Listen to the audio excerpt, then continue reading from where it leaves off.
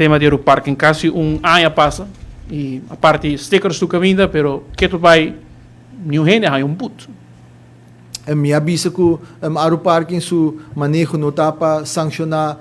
gente, está mais bem para regular e criar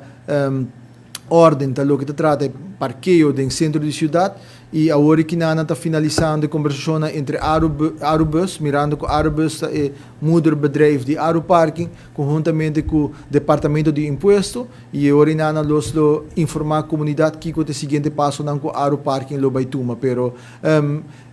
mi turhende antes está a conhecer que se você cometer uma infração de parqueio, tá, o auto está a reclamar, pero não sabia que essa aqui não é direção onde nós queremos ir, e agora que está chegando na fórmula conjuntamente com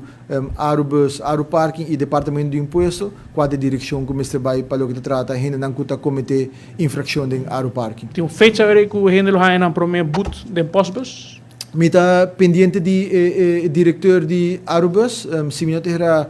outro semana me tinha uma reunião com ele e orinana me lo há update de Kiko tá stand van zaken die aqui.